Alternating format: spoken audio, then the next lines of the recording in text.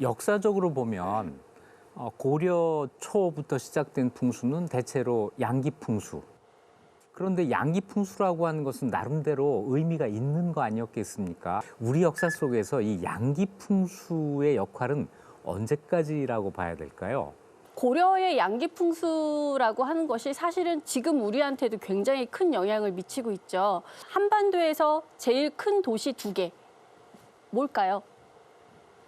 서울하고 평양이잖아요. 서울하고 평양을 개발을 한 것이 바로 고려시대거든요. 그러니까 이 양기풍수라고 하는 것이 그렇게 우리나라의 지금 가장 큰 도시 두 개를 개발하는 데 큰 영향을 미쳤을 정도로 상당히 이제 큰 흔적을 우리 역사에 남겼고요. 고려에서 조선으로 넘어가면서 조선에서 수도를 한양으로 선택을 한 거.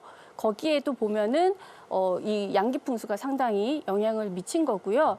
조선시대에 여러 이제 읍지를 개발을 하거나 마을을 만들거나 하는 데 있어서도 이제 이 양기풍수가 계속 사용이 됩니다. 뭐 20세기, 21세기 들어서 이 세종시를 개발을 할 때도 풍수가 이러니 저러니 얘기를 했거든요. 그러니까 양기풍수라고 하는 그런 담론이 상당히 지금까지도 영향을 미쳤다고 볼 수가 있습니다. 혹시 지금도 이 풍수 사상이 있는 뭐 땅이나 마을 그런 게 있을까요? 예를 들어서 그러니까 18세기 같은 경우에 조선 사회에서 정감록이라고 하는 책이 굉장히 유행을 합니다. 이 정감록이라고 하는 책은 굉장히 좀 예언적인 그런 예언서의 책이었는데 거기에 이제 어떤 내용이 나오냐면 난리가 일어나도 피신할 수 있는 피해를 입지 않는 10군데의 좋은 땅이 있다라고 하는 그런 이제 내용이 담겨 있어요. 가보고 싶어요. 그런 십승지에 해당하는 마을들이 난을 피해야 하니까 상당히 좀 이렇게 깊숙한 그런 곳에 위치를 하고 있거든요. 근데 그런 거는 보면 18세기에 인구가 폭증하고 그러면서 이제 더 깊은 산이나 더 깊은 지역까지 개척을 해서 들어간 그런 흔적이라고 볼 수가 있고요. 그리고 그런 지역을 개발을 할 때 여기가 딱 완벽한 명당 같은 느낌이 안 들 수도 있잖아요. 그러면 그거를 보완하기 위한 다양한 방법을 취하거든요. 그렇게 보완하는 방법을 비보라고 얘기를 하는데요. 가장 쉬운 방법 중에 하나가 숲을 조성하는 거예요. 여기 지혜의 숲처럼 숲을 조성을 하는 겁니다. 그래서 비보림이라고 하는데 경기도 이천이나 이런 데 이제 마을 중에 보면은 좀 산세가 약한 부분을 비보림을 이렇게 조성을 해서 산세가 계속 이어지고 있는 것처럼 보이게 하고 너무 이렇게 마을이 앞이 확 트이지 않게 하는 그런 그 방법들을 취한 거를 볼 수가 있습니다. 풍수를 오히려 역이용해서 조성을 하는 거네요. 그렇죠. 지금 이 풍수는 도시개발 정책과 같은 그런 풍수 개념인 것 같은데 우리가 지금 알고 느끼는 민간 신앙적인 풍수랑은 약간 다른 것 같은데요? 그러니까 분명히 양기풍수는 좀 일종의 지역 개척 혹은 뭐 도시개발 담론 같은 그런 역할을 합니다. 근데 기본적으로는 예언적인 성격이 깔려 있어요. 그래서 좀 심하게 얘기하면 고려는 이런 예언적인 풍수 때문에 망했다고도 할 수 있거든요.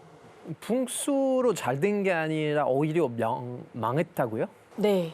고려 말 같은 경우에는 사실은 굉장히 여러 가지 대내외적인 문제가 많았어요. 일단 중국에서는 원나라가 망하고 명나라가 들어서고 그 와중에 막 그 반란군이 고려까지 들어오고 근데 그런 시기에 고려의 마지막 왕이었던 공양왕이 절을 크게 다시 짓고 한양에 자기가 가서 좀 머물면 나라가 다시 중흥할 수 있다고 생각을 합니다. 그래서 반대를 무릅쓰고 억지로 이제 추진을 하죠. 결국 나라가 망했습니다. 이 어지러운 정세, 풍수를 믿고서 그거에만 의존해서 하다 보니까 망할 수밖에 없었겠네요. 그렇죠. 그래서 이런 풍수가 갖고 있는 예언적인 부분이 어떤 문제를 일으킬 수 있는가 하는 거를 잘 보여준다고 할 수가 있겠어요. 그런데 고려 조선시대에 많은 사람들이 풍수를 믿었을 텐데요. 그런데 또 어느 한쪽에서는 그 풍수가 가지고 있는 약간의 미신적인 요소, 이걸 마음에 들어하지 않는 사람도 있었을 것 같아요. 네, 그렇습니다. 그래서 처음에 이제 한양으로 천도를 하자고 할 때 정도전 같은 사람이 굉장히 강하게 반박을 하고 반대를 하거든요. 나는 이런 거 모른다. 풍수 이런 거 난 모른다라고 해버려요. 근데 그 얘기는 뭐냐면 역사적으로 정치를 잘하는 게 더 중요한 거지 수도를 옮기는 게 중요한 게 아니다. 이런 식으로 얘기를 하면서 굉장히 반대를 강하게 합니다. 그리고 심지어는 이제 당시에 풍수를 맡아서 보는 관청이었던 서운관의 관원 같은 경우에도 저희는 그냥 땅 보는 거 지리만 알지 이런 도참 같은 예언은 모릅니다 라고 하면서 예언적인 성격에 대해서 상당히 부정적으로 얘기를 합니다. 저도 그 정도전이 한 말이 참 그 기억에 남는 구절이 있는데요. 정치에 잘 되고 잘못되면 사람에게 달린 것이지 땅의 기운에 관계되는 것이 아니다. 해서 이 풍수를 가지고 나라가 잘 되고 못 되고 하는 이걸 설명하려고 하는 것이 이제 잘못된 것이다 하는 저는 굉장히 역사적인 선언이라고 생각을 했어요. 저도 그렇게 생각을 합니다. 그게 어떤 면에서는 당대의 분위기에서는 상당히 급진적인 그런 주장이기도 한데 그거를 강하게 얘기를 했다는 것 자체가 어떤 그런 예언성으로부터 이렇게 벗어나려고 하는 그런 강한 움직임이었다고 생각을 합니다. 풍수를 믿었던 고려가 그렇게 망하는 걸 보면서 또 그런 움직임이 생기지 않았을까요? 그렇죠. 이게 바로 직전까지 막 한양으로 순주를 한다, 절을 크게 세우고 탑을 크게 만들어서 나라를 중흥시킨다 이런 소리 하는 게 얼마나 의미가 없는 일이냐라고 하는 거를 강하게 이제 얘기를 하고 그러니까 새 나라는 그런 거에 기반해서는 안 된다라고 하는 거를 강하게 얘기를 하는 거죠.